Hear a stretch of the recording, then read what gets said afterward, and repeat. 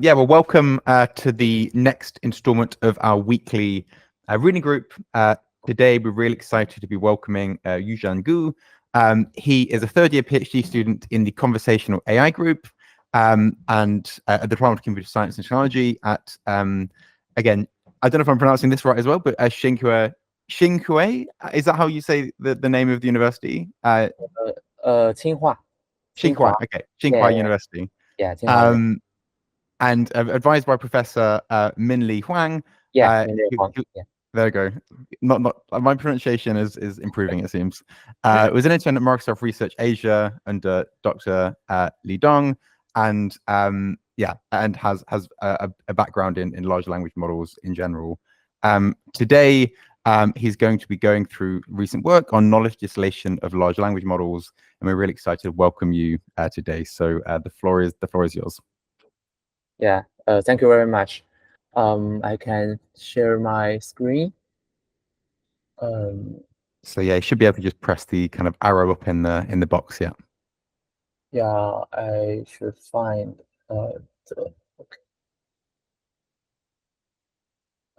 So can you see the screen, the slides? Yeah. Cool. Okay, so I can start. Hi, everyone. I'm Yuxian Gu from the conversational AI group at Tsinghua University. I'm glad to share this work, which is collaborated with Microsoft Research, and the work is named MiniLLM, knowledge distillation of large language models. In this work, we design a knowledge distillation approach to compress large language models. And in this presentation, I will talk about my why previous knowledge distillation methods do not work well for large language models, and will elaborate on the idea and the techniques we propose to solve this problem. And this technique is called MiniLLM, and all this stuff is followed by experiments and some general insights that we can get from this method and other concurrent works on knowledge distillation. Yeah. So here is a brief self introduction. I am a third-year PhD student at Tsinghua University, and I am advised by Professor Minlie Huang, and I was an intern at Microsoft Research. And I'm interested in the efficiency of language models from many aspects, including pre-training, downstream adaptation, and inference. So today I will talk about knowledge distillation. Knowledge distillation is a common technique for model compression and has been researched for many years. Conventional knowledge distillation methods usually focus on the classification tasks like image classification or text classification. And these methods most of these methods try to close the gap between a large teacher model and a small student model by minimizing the forward KL divergence between their output distributions. And this paradigm is very simple and achieves satisfactory performance on these classification tasks. However, when it comes to the language generation tasks, which is the common way that we use large language models, we find that this forward KL divergence performs poorly. As we can see in the left figure, generally we minimize the forward KL by asking the teacher model to generate some token level or sentence level or sequence level supervision and force the student model to imitate the behavior of the teacher. But in the right figure, we can see that the student model with knowledge distillation does not perform much better than the commonly trained student model and performs much worse than the large teacher model. Yeah, so this is the problem we want to solve in this work. When we analyze the problem of forward KL divergence, we find that these two properties generally impact its performance. The first one is called zero avoiding. This property tries to cover all the non-zero parts of the target distribution when we optimizing the forward KL divergence. And the second one is called mean seeking, which forces the student model to match the mean of the teacher model's distribution. And these properties are illustrated in this toy example in the figure. Since the student model is generally less expressive in the context of knowledge distillation, it has a smaller model size, it contains fewer model parameters. In this toy example, we assume that the student model outputs a single mode Gaussian distribution, and the teacher model outputs a multi-mode distribution. So as we can see, when we optimize the forward KL divergence, the student model, the orange line learns a very different distribution from the teacher model's distribution, because it tries to cover all the non-zero parts of the target, the blue distribution.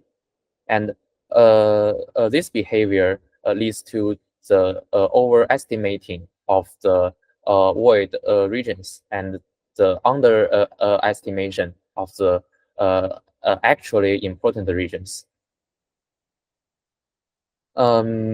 This kind of a phenomenon is not that severe in classification tasks, because the output spaces in these tasks typically contain 1,000 or at most 10,000 classes, which restricts the number of modes in the teacher model's distribution. But for language generation, the output space consists of the text sequences. So the space is far larger and has plenty of room to contain the complex modes of the teacher model, which makes the student model difficult to fit. We argue this is the reason why forward KL divergence works well on the image and text classification tasks, but not on the language generation tasks. So to tackle this problem, we propose a MiniLLM, the knowledge distillation method suitable for large generative models. The idea is quite simple. We replace the forward KL divergence with the reverse KL divergence. Unlike forward KL divergence, reverse KL has a mode-seeking behavior, where the student model tries to fit the most important modes of the teacher model. This is illustrated in this figure. The green line is the distribution optimized by minimizing the reverse KL. We argue that this phenomenon, this behavior, is more desirable in knowledge distillation, because given that the student model has fewer parameters than the teacher model, it is better to learn the most significant parts of the teacher than trying to cover the unimportant regions. Yeah, so here comes the comparison between minimizing reverse KL and minimizing forward KL. We can see that unlike using the forward KL, we draw instances from the student model and let the teacher model give feedback on these sampled instances. Then we train the student model to get better and better feedback from the teacher. For those people familiar with reinforcement learning from human feedback, it is easy to observe that this paradigm is much like reinforcement learning. So in our paper, we give a mathematical proof of the equivalence between minimizing reverse scale in MiniLLM and the inverse reinforcement learning algorithm from the teacher model's feedback.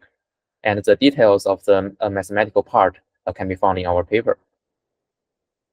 So now that MiniLLM is equivalent to the reinforcement learning method, we can compute the gradient of the reverse scale divergence by policy gradient theorem. Just estimate the gradient by sampling from the student model. Then this objective can be trained by PPO or any other reinforcement learning algorithms you like. And we also find that directly optimizing the reverse scale objective may involve some unstable phenomena.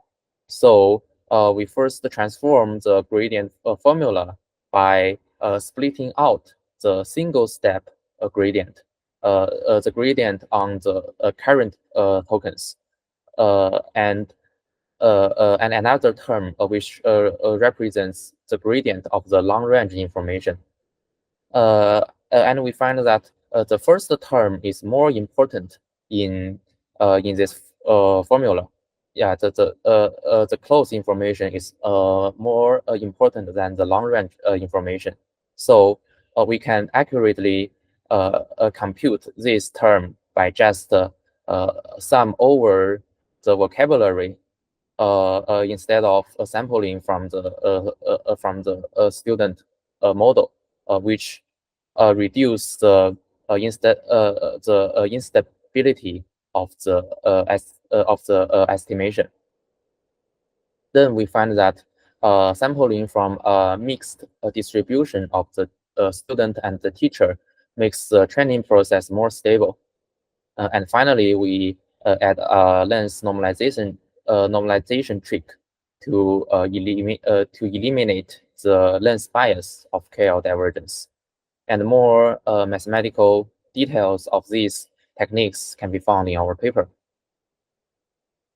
Our final algorithm to train MiniLLM is much like RLHF, which is applied in the instruction tuning stage. The algorithm contains two steps. We first conduct SFT for a few epochs, for example, on a student model to get a good starting point of the instruction tuning. Then we use PPO to optimize the reverse scale divergence. And any other training approaches in RLHF can also be applied. So as mentioned above, we conduct experiments on instruction tuning setting, where we train our model on the Dolly 15,000, this data set, and then we evaluate the trained model on several data sets other than the training data set to verify the generalization of the model trained by MiniLLM. And as shown in this paper, as shown in this table, MiniLLM outperforms the baselines in almost all cases across the model sizes, the data sets, and evaluation metrics. Yeah, we use RougeL and the GPT-4 scoring for the large scale and accurate evaluation. And here, question, sorry, on the previous one. So the baseline, what's sequence knowledge distillation? What's that? Sorry. Yeah, the difference between sequence knowledge distillation and the knowledge distillation is that sequence knowledge distillation, we sample examples from the teacher model and let the students to learn this example. But in the second line, the conventional knowledge distillation, we use the teacher model to output the soft supervision on each token, and let the student to learn this distribution. Yeah, exactly. Okay. Yeah. So is sequence knowledge distillation, maybe I'm wrong here, but like more similar to MiniLLM, but it's also using the forward KL divergence? Or is it always using the reverse one? Yeah. I don't think it is similar to MiniLLM. Yeah, I think it is more similar to the second line, because the main difference from it and the MiniLLM is that it outputs the supervision from the teacher and let the student directly learn the supervision. Yeah. Okay. Yeah. Okay. Yeah. Makes The sense. most the most important thing of MiniLLM is we sample from the student models distribution and let the teacher model to give a feedback. Yeah. I will come to this idea in the end of this presentation. Yeah. Thanks. Okay. So we focus more on the scaling property of MiniLLM. We can see that given different initial sizes of the student model, MiniLLM achieves a similar compression ratio against the baselines. Qualitatively, we can say that the constants in the scaling law is improved. Yeah, so it is very promising to scale up MiniLLM. And for other model sizes from about 100 million to 6 billion, we observe constant improvements of MiniLLM against the baselines and across different model families.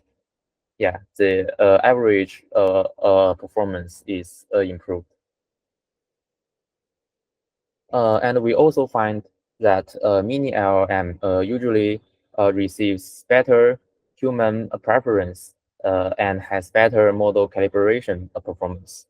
This is because we use reverse scale divergence, and this metric encourages the student model to focus on the large modes of the teacher, which represents more accurate answers, and this behavior improves the calibration.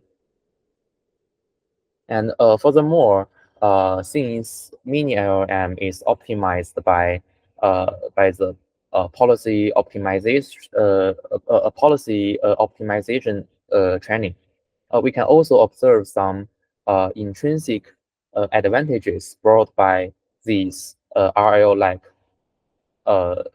methods, like a much lower exposure bias and much better long text generation performance. So some people might worry about the implementation and instability issues of PPO. So can we optimize our objective without PPO? Here we also provide two alternative methods to optimize this reverse scale objective, and we call them single step gradient and ranking loss. So for the first alternative, the single step gradient, we derive this approach by simplifying the gradient of our method. Just to recall how we derive this formula. we split out the gradient on the current tokens and the long range information, and we find that the information on the current tokens is more important than the long range ones. So we just mask out, we just drop the long range information because we find this term often causes instability and is more difficult to implement. So after this approximation, we find that the gradient on the current tokens is also the gradient of the world level reverse KL. Yeah, it has its physical significance. And similar approximations can also be found in concurrent works. And another alternative is inspired by recent works on the reinforcement learning from human feedback. One of the popular replacements for PPO is ranking loss, which this loss trains the student model to assign higher rankings to examples with higher probabilities under the teacher model's distribution, and is optimized by the margin loss. Yeah, this approach is more simple to implement and is useful to stabilize the training in RLHF works. So it is a good replacement of PPO. And here we present the effect of these two alternatives. We can see that first the two alternatives are easier to implement and work well without the strategies we applied to stabilize PPO training. Although their performance is slightly worse than the original MiniLLM method, they still outperforms the baselines. So I think they offer some simple options for some people who want to quickly adapt our method to their projects. Now we return to our motivation. We want to solve the optimization issue of forward KL divergence. Just recall this figure.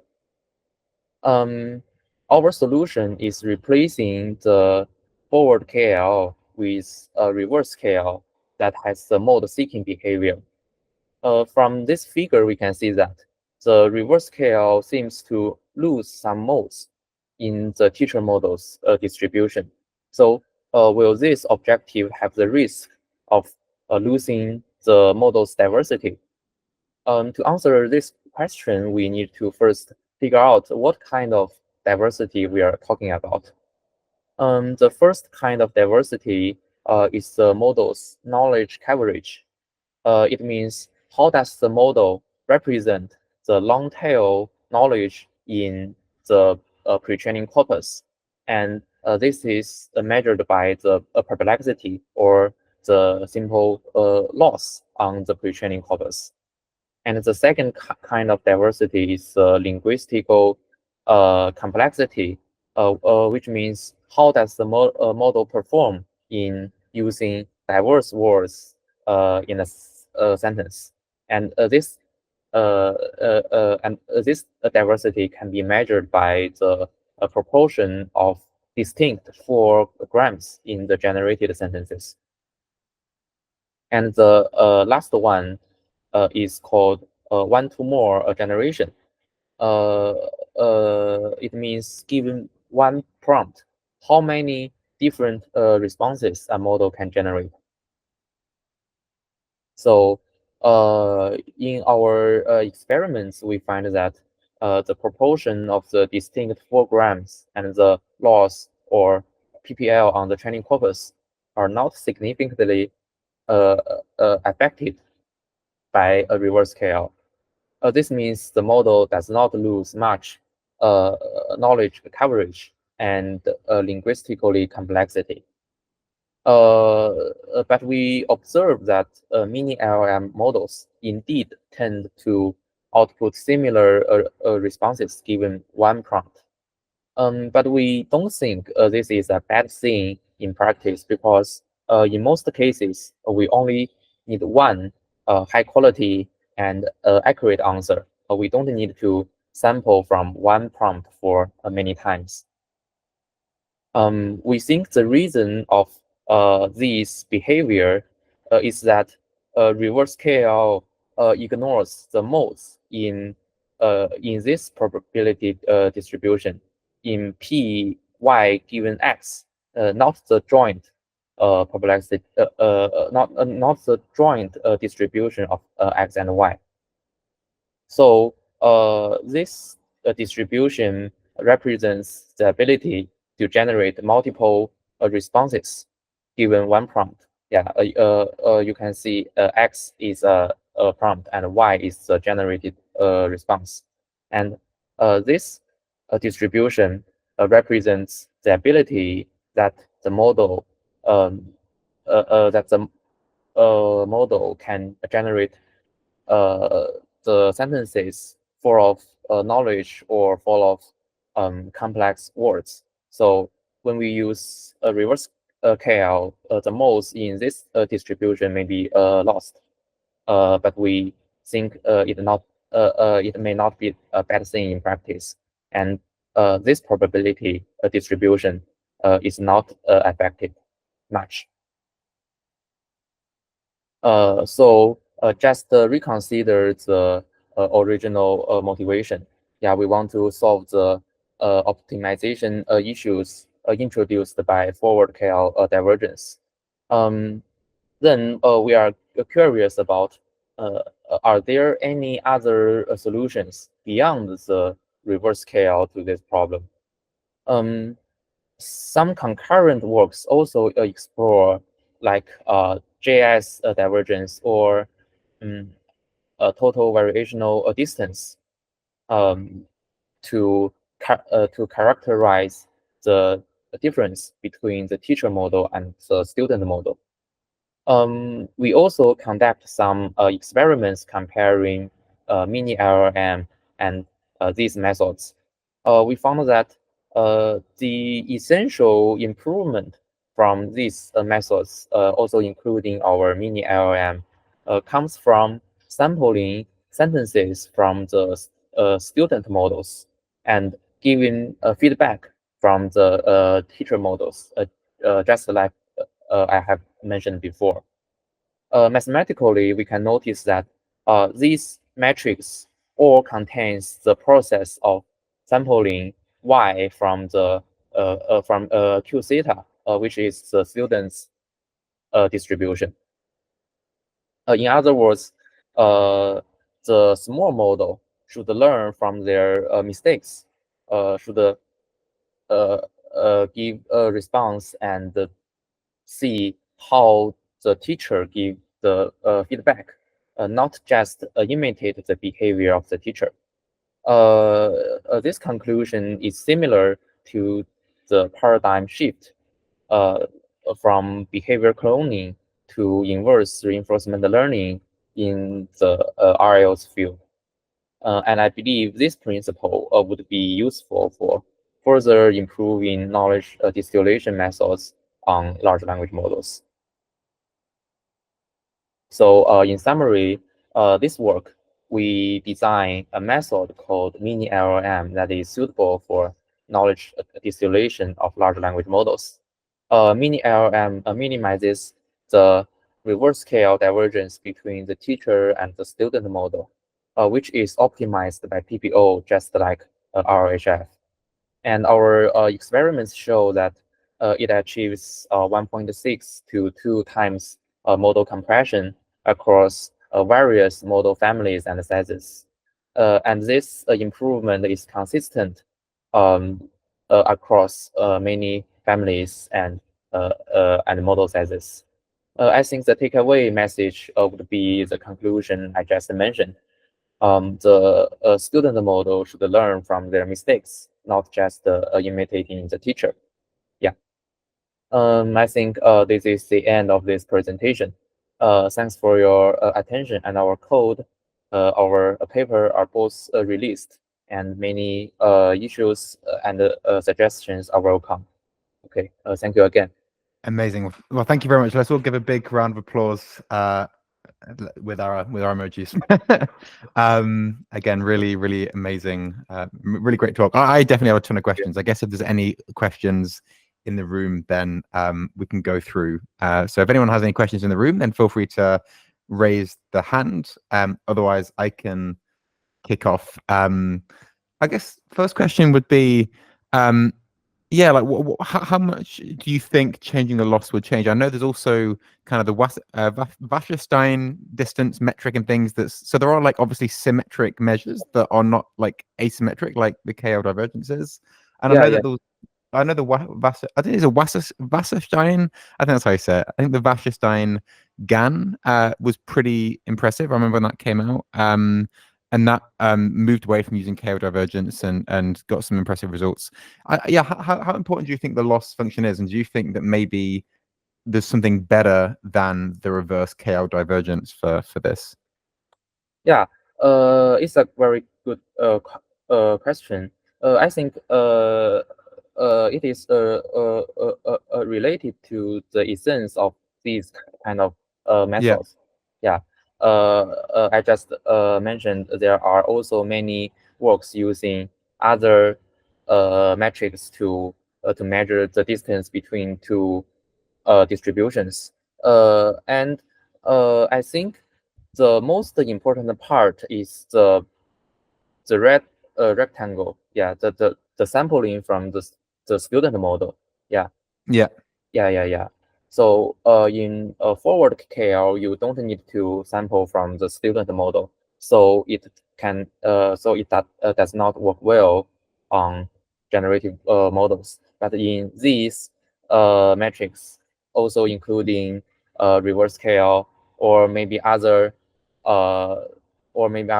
distances. Yeah, I think probably uh, uh, when you include sampling from the student model, yeah, you can get similar results with these methods and also our MiniLLM.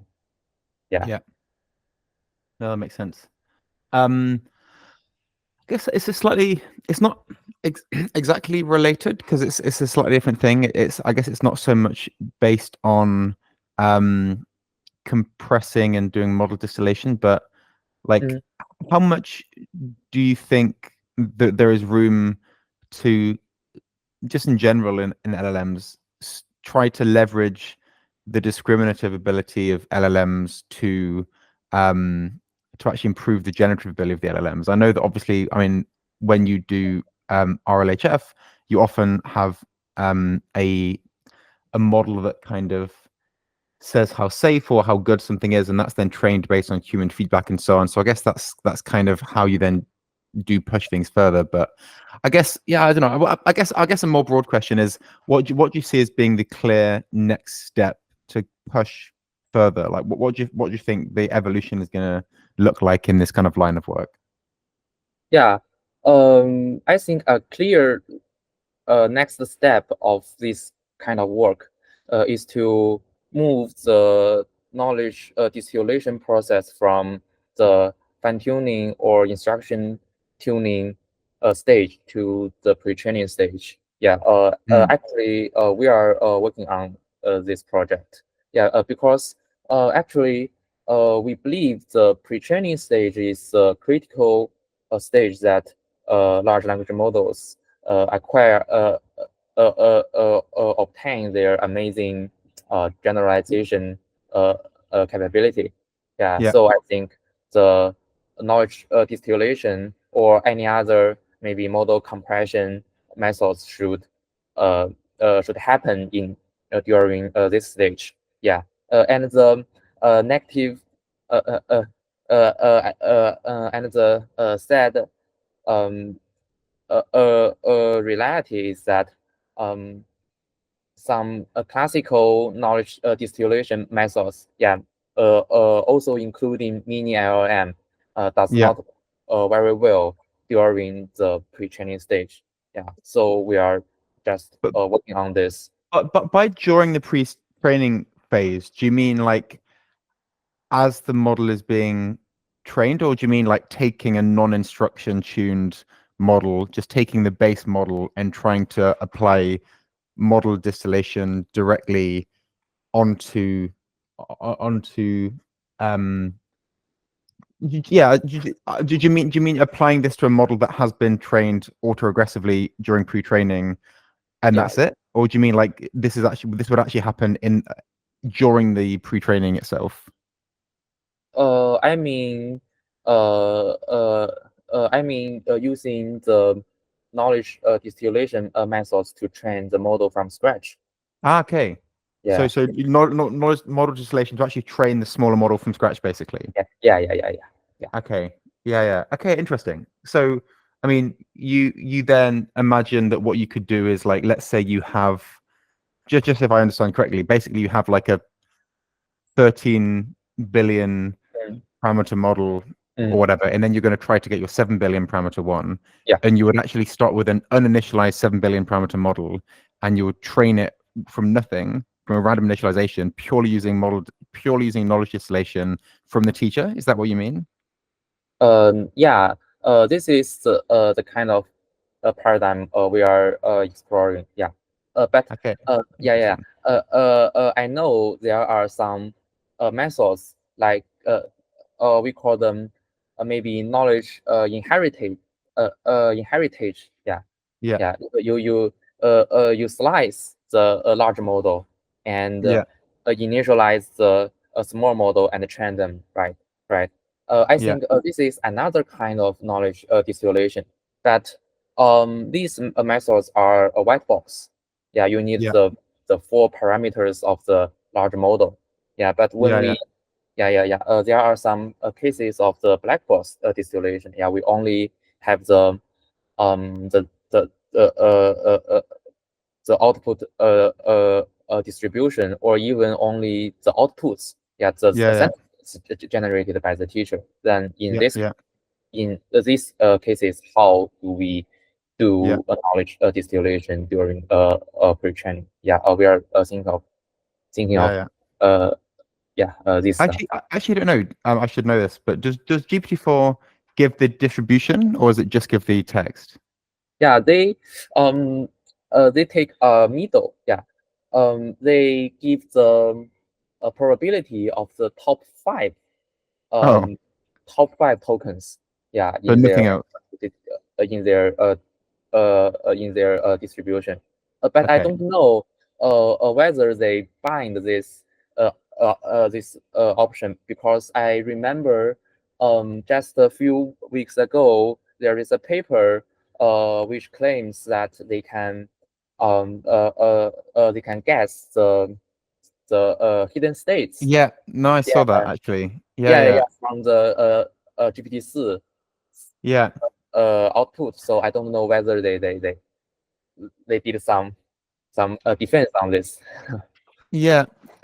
Exactly. This is something that I actually wanted to read that paper because I was very interested in Yeah, that. Yeah, so we got a good question here from Hussein Vora, just saying, can you talk about the scaling law of teacher, which is stated in the analysis section of the paper? Why does increasing the teacher's model size, why does that not guarantee the improvement of student models, yeah, sometimes even harming the distillation performance? yeah. Actually, in our paper, we also did this experiment, and we found that when increasing the size of the teacher model, the performance of the student model is also increasing. Yeah, we don't know. Yeah, Yeah. I don't know whether this answers the question. Yeah. yeah. Do you want to elaborate any more, Hussein, or does that answer the question? I think probably maybe it does. I guess if there's more elaboration, he can follow on as well. Yeah, and do you think? I mean, high level, do you think that this kind of middle ground where you don't have the full distribution, but you have the top 5 probabilities, like, do you believe that you could train very performative models from scratch using kind of GPT-4, for example, as the oracle? Like, do you think you could get something that is, I guess it'd be an interesting question. Like, if you had the right architecture, can you do auto-regressive training on like GPT-4 to get GPT-4 level ability? Is that possible? Like, theoretically, that's these kind of questions are very interesting, because then there's no like defense for any LLM company. Like, they can't like, they give away their secret sauce just by opening the models. So yeah, it's a very difficult question. I don't know whether I don't know whether we can just beat GPT-4 or get close to it. But we are actually exploring some methods to better use the outputs of GPT-4's generation. One kind of direction that I think is promising is we think we can use the generation of GPT-4 to improve our pre-training corpus.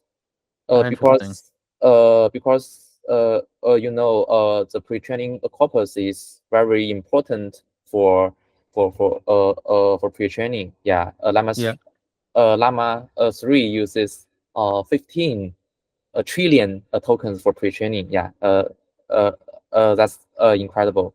So we think the data quality plays an important role in pre-training. So maybe we can find the maybe some instances not so good in the current pre-training corpus and replace them with the GPT-4's generation. I think I have read some paper that shows only some little modifications, some little changes to the pre-training corpus can lead to large improvements of the final model's performance. I think if we can accurately find these misleading instances in the pre-training corpus and replacing them with high quality GPT-4 generated instances, maybe we can boost the performance. That's really interesting. It makes me feel as though maybe like all of these like black box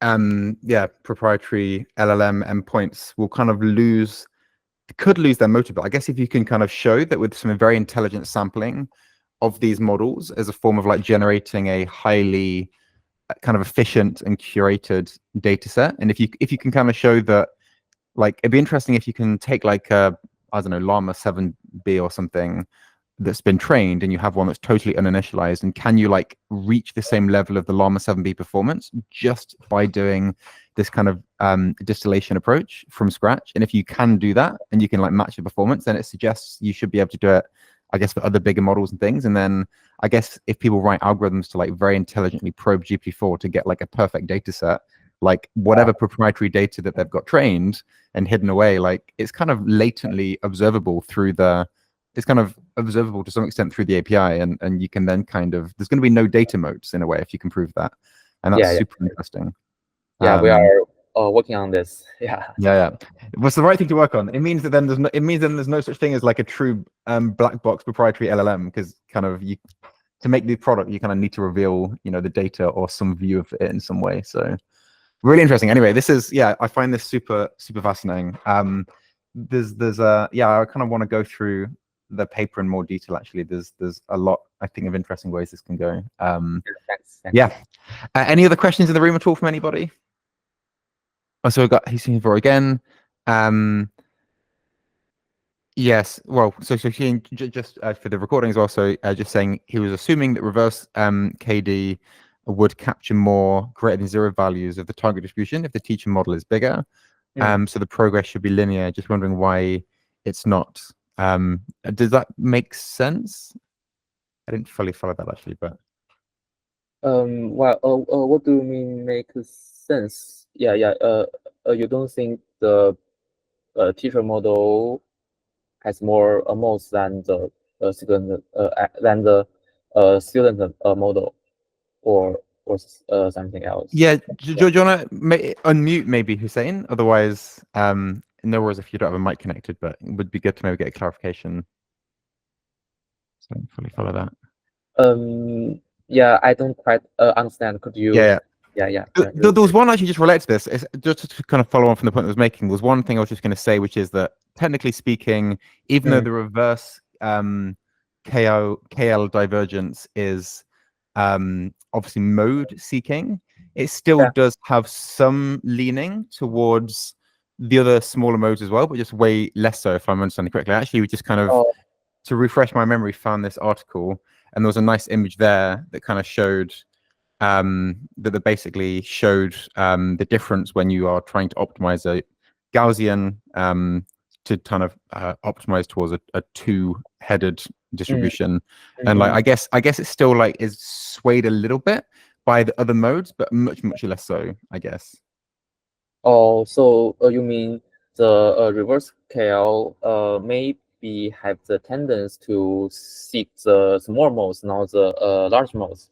No, it has a tendency to seek the large mode, but I guess it doesn't. It also is slightly affected by the small modes as well, but just okay. Yeah. I guess that's the thing, but it's just like way more seeks the modes obviously than. But as you say, it's interesting to me that it is also interesting that obviously like with enough capacity, right? Both of them would optimally fit the distribution. So this analogy of kind of assuming that the student model is like sufficiently low on network capacity that it's kind of well represented by a Gaussian is kind of an assumption. Obviously, like this is actually like way high dimensional space with way like high dimensional modes that you're trying to fit, and the expressivity of the student model is also not unimodal. But I guess kind of because it is less expressive, you kind of I guess want it to optimize for more mode fitting. But it's interesting that you didn't see a collapse in diversity as a result of that. I mean, the experiments you showed, like I guess the final question, like why do you think there is still sufficient diversity despite the fact that you're kind of going for the mode in the optimization function? Yeah. It is a very good question. Yeah. In fact, during the rebuttal, the reviewers mostly focus on this question. So right, I think it is illustrated in these two slides. When you mention diversity, there are many kinds of aspects to understand this term. Here we provide three commonly used aspects. And in our experiments, we find that the first two aspects, the knowledge coverage and the linguistic complexity are not affected, and the one that is truly affected is the capacity, is the ability to output many responses given one prompt. I think the reason to this behavior is this. The modes we tend to lose is in this distribution. P y given x, not the joint. Not the joint distribution. You can imagine. This distribution models, when you give the model one prompt and how it can output the response. And in our case, this distribution may be sharp to one mode, so it can only output one response. This is the loss of diversity. I guess that would show itself probably in some tasks, but obviously ones that are more about knowledge understanding or like mathematics or scientific reasoning or whatever. Like if the knowledge is there, then I guess you're not going to see a drop on the benchmarks. But if like the task required like you to write like a lot of different stories or something, and it was like creative writing or something, like this is the kind of area where maybe this would start to show some weaknesses, I guess. Yeah. But I think it also depends on how you use the model. If we use the model by just